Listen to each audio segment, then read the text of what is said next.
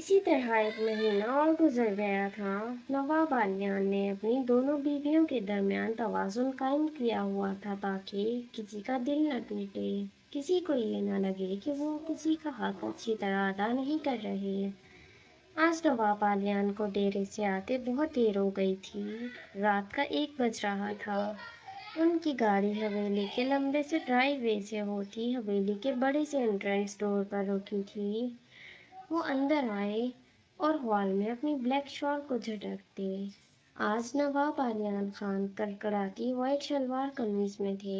وہ رباب کے کمرے کی طرف بڑھنے لگے جب شمسا بولی تھی، نواب صاحب رکیں۔ اور انہوں نے اس کی طرف دیکھا۔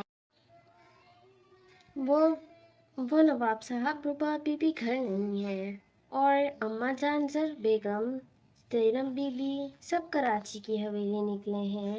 نواب عالیان نے رباب کو کال ملائی لیکن اس کا فون بند جا رہا تھا۔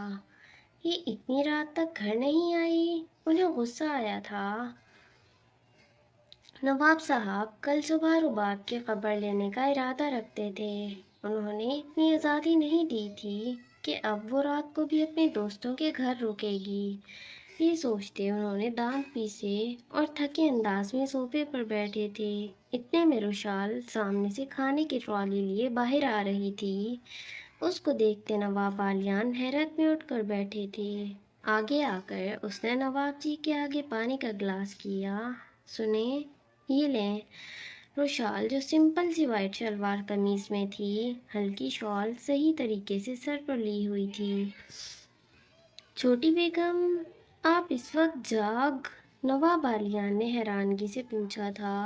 جی، وہ آپ نہیں آئے تھے نا گھر، اسی لیے جاگ رہی تھی۔ آپ کو کھانا بھی تو کھلانا تھا۔ یہ بات نواب عالیان کے دل کو لگی تھی۔ شاید اتنے سالوں میں کسی نے ان کا اس طرح سے انتظار کیا تھا۔ بہت دفعہ ایسا ہوا کہ وہ لیٹ گھر آئے تھے لیکن رباب سو جایا کرتی تھی۔ رباب کے لاڈ ہمیشہ نواب عالیان نے ہی اٹھائے تھے، پر اب اس چھوٹی سی لڑکی کا اس طرح ان کے لاڈ اٹھانا، دیر رات تک ان کا انتظار کرنا، صبح اٹھتے خود سے پہلے ان کے لیے ناشتہ بنانا اور ان کی ہر چیز کا خیال رکھنا ان کے دل میں جگہ بناتا جا رہا تھا۔ جتنی وہ معصوم اور چھوٹی تھی، اتنی ہی ایک ذمہ دار بیوی۔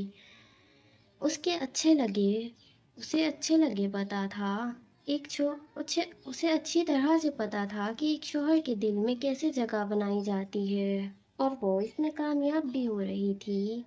نواب عالیان نہ چاہتے ہوئے بھی رباب کی عادتوں کا موازنہ چھوٹی سی روشال کے ساتھ کر بیٹھے تھے۔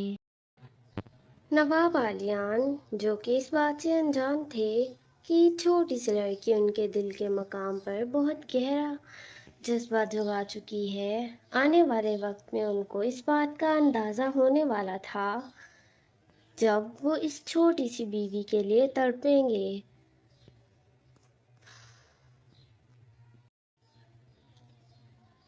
نواب عالیان ڈائننگ ٹیبل پر بیٹھے تھے اور روشال جو چہرے پر بے پناہ معصومیت لیے نواب جی کو ان کی پسندیدہ بریانی اور کڑھائی گوشت سرو کر رہی تھی۔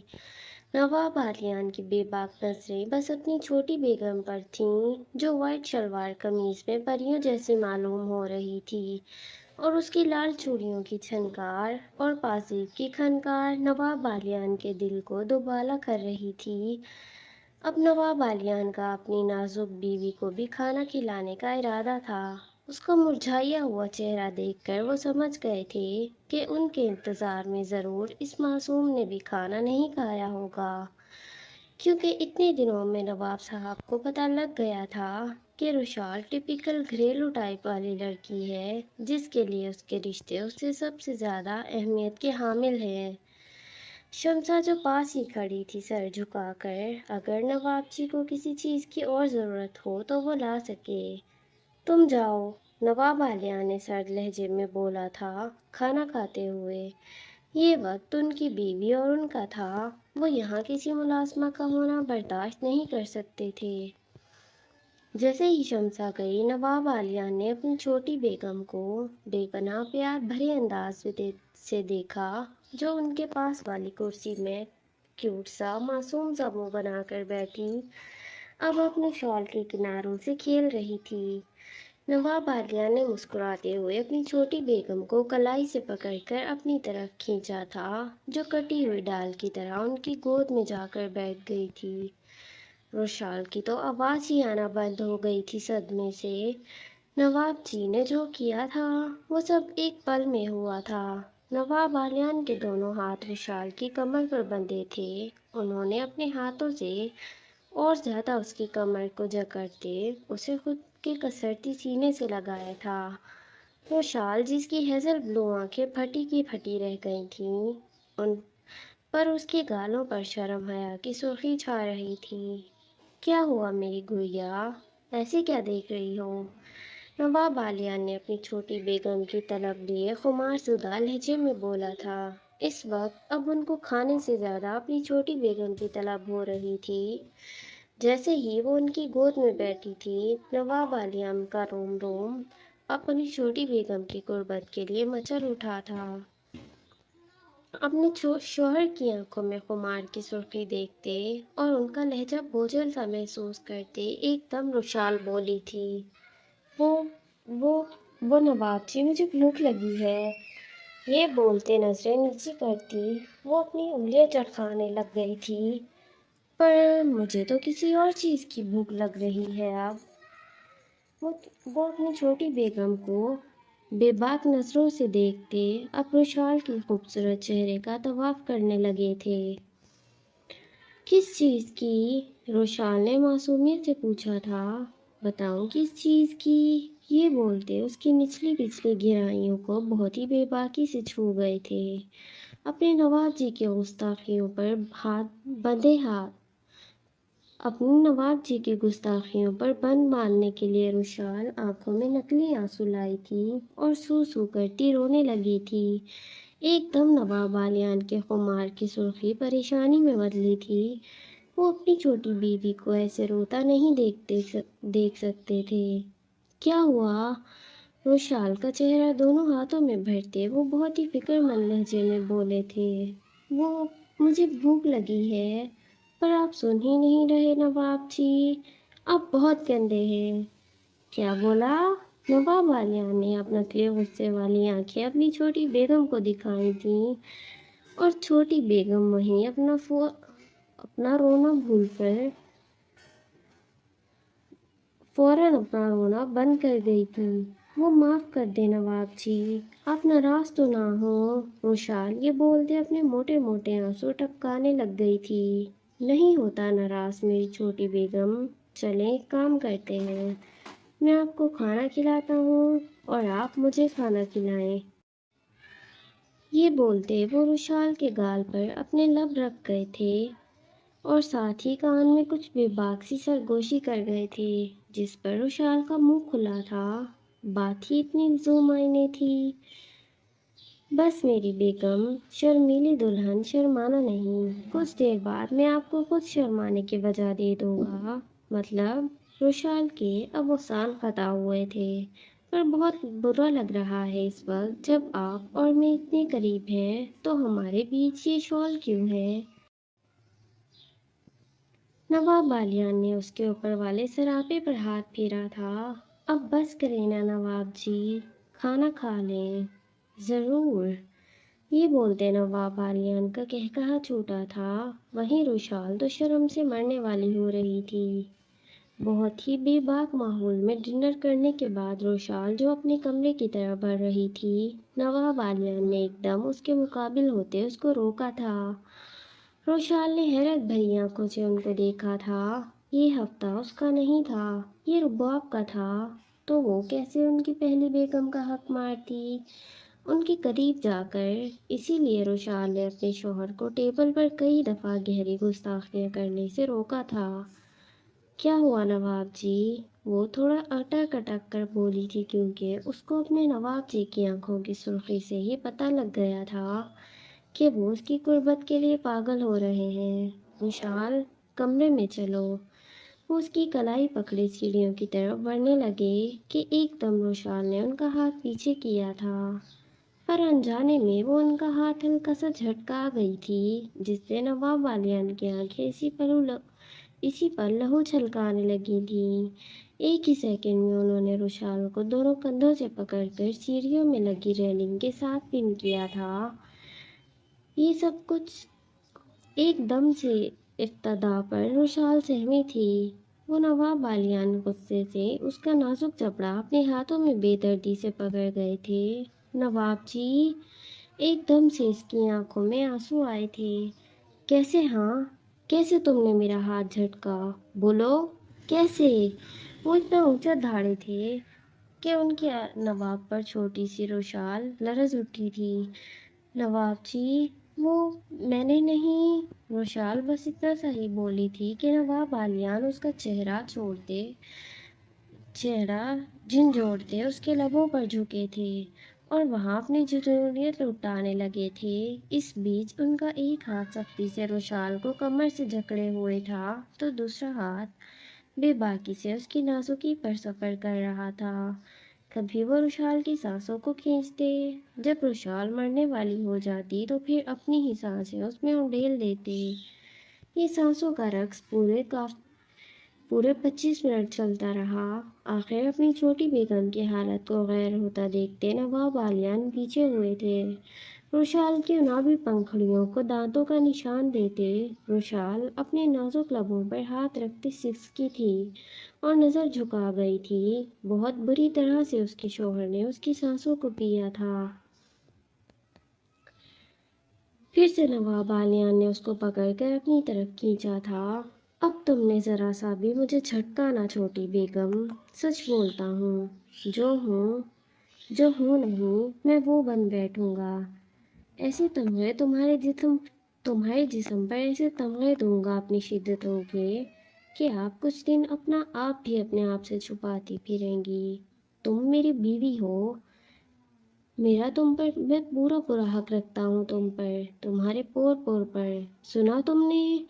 रोशाल जो भीगी आंखों से देख रही थी, एकदम वो 17 साल की लड़की 32 साल के मर्द के चेहरे को हल्का सा अपनी हील को ऊपर करते हाथों में भर गई थी और मासूमियत से रोते हुए बोली, वो क्या बोलते हैं?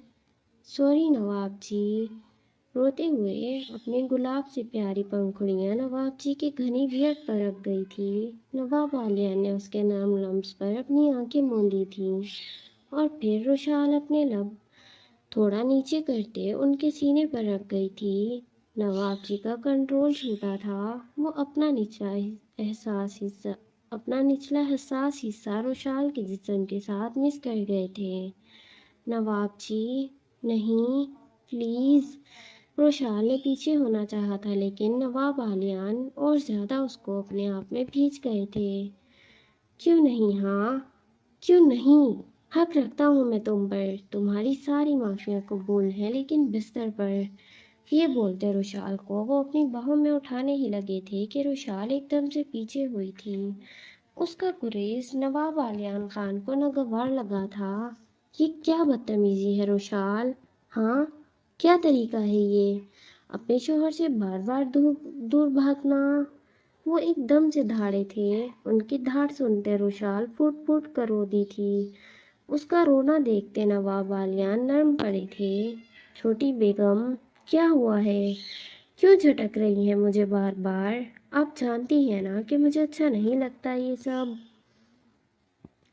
वो फिर से रुशाल का चेहरा बहुत ही अकीदत से अपने हाथों में भर गए थे। वो नवाब जी, ये हफ्ता मेरा नहीं है, ये रुबाब बेगम का है और मैं उनका हक किसी भी सूरत नहीं छीन सकती। उनका हक मुझसे ज़्यादा है आप पर। ये सुनते नवाब आलियान का दिल अपनी छोटी बेगम के लिए पागल सा हुआ था। कोई इतना भी मासूम कैसे हो सकता है? देखिए छोटी बेगम, वो भी मेरी बीवी है और आप भी। अगर वो नहीं है तो एक शौहर होने के नाते मैं आपसे भी अपनी ज़रूरत पूरी कर सकता हूँ। आप भी मुझ पर पूरा हक रखती हैं, जैसे मैं आप पर।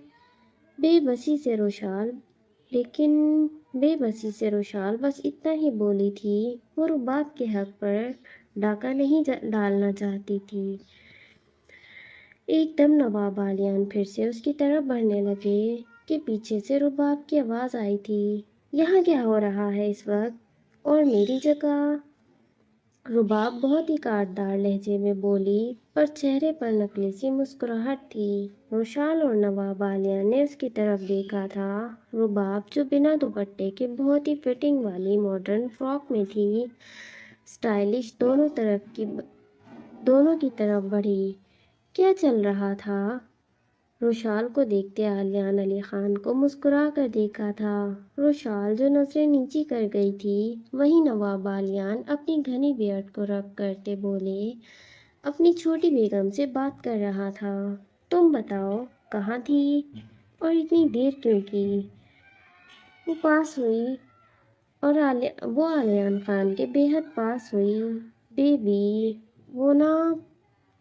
وہ سڈسٹک طریقے سے اپنے شوہر کے سینے پر ہاتھ رکھنے لگی۔ بیبی، وہ نا شاپنگ میں دیر ہو گئی، لیکن ابھی آ گئی ہوں نا میں، تو چلیں کمرے میں، یہ میرا وقت ہے۔ وہ ہلکا سا روشال کو دیکھتے جتلا گئی تھی۔ روشال اسی پل اوپر کی طرف بڑھ گئی تھی، آنکھوں میں آنسو لیے۔ نواب عالیان اس کو جاتا دیکھ رہے تھے۔ بیبی، کیا دیکھ رہے ہو؟ ہاں، کمرے میں چلو نا، تمہارا سب غصہ میں اپنے اوپر کم کرتی ہوں، یاد رکھو یہ میرا وقت ہے۔ یہ بولتے نواب عالیان کا ہاتھ پکڑے وہ اوپر کی طرف بڑھ گئی۔ وہیں نواب عالیان، جن کو اپنی چھوٹی بیگم کی قربت کی چاہ ہو رہی تھی، پر وہ رباب کو بھی روک نہیں سکتے تھے، وہ دونوں ہی ان کی زندگی میں ضروری تھیں۔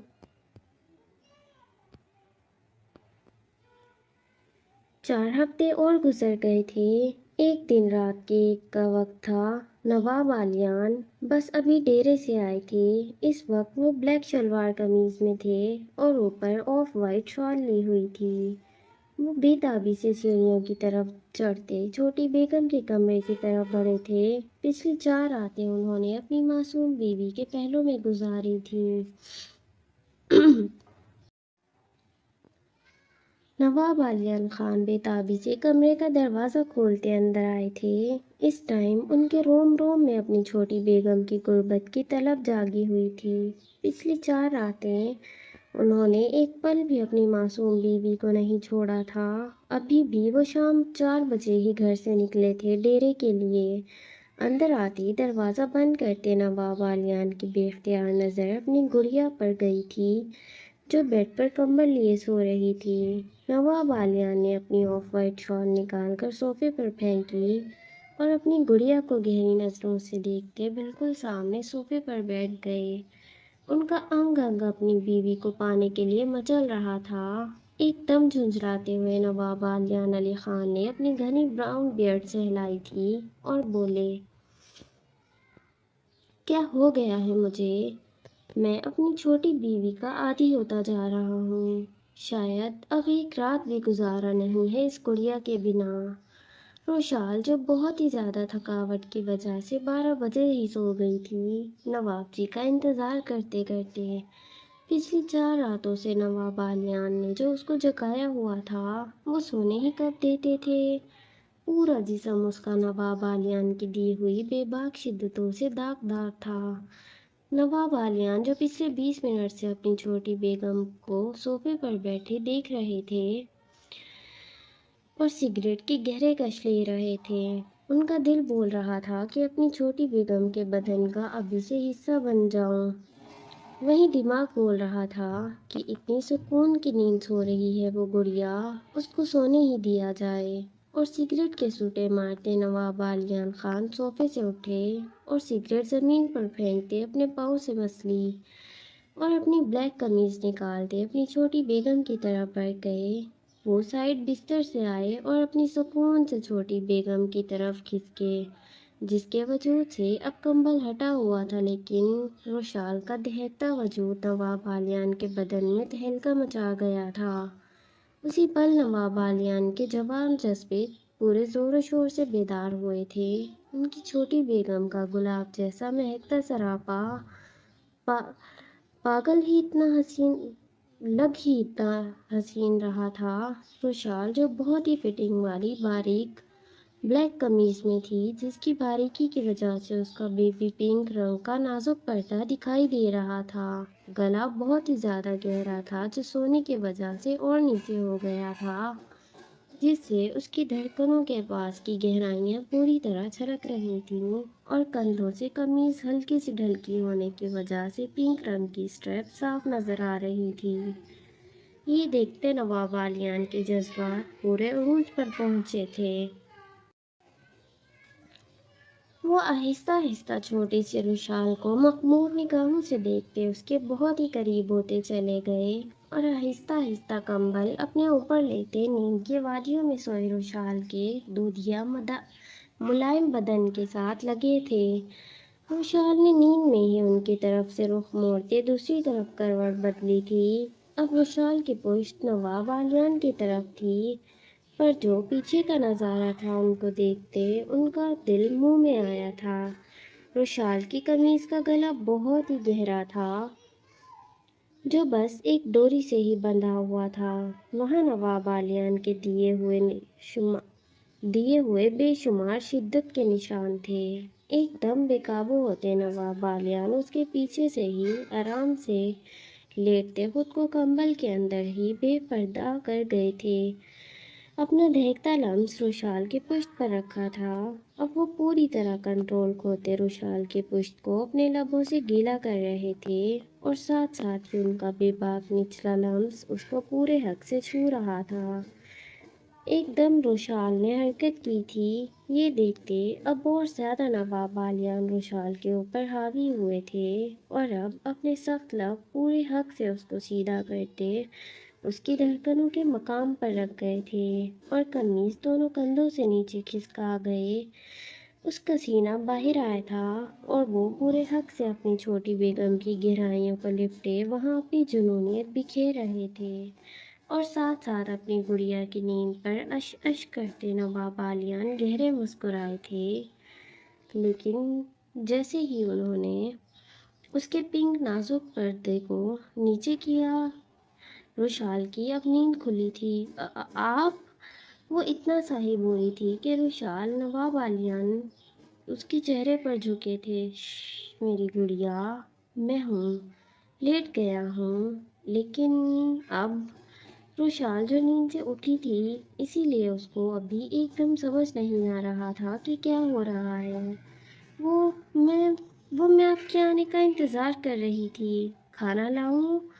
वो ढेरों मासूमियत लिए बोली। अपनी छोटी बेगम की मासूमियत से जवाब सुनते नवाब आलियान मुस्कुराए थे। पर मुझे अभी किसी और चीज़ की भूख लगी है गुड़िया। क्या? रुशाल ने मासूमियत से पूछा। नवाब आलियान ने आंखों से ही उसको इशारा किया था अपनी तरफ देखने का। जैसे ही रुशाल ने नीचे देखा, उसकी बत्ती एकदम गुल हुई थी।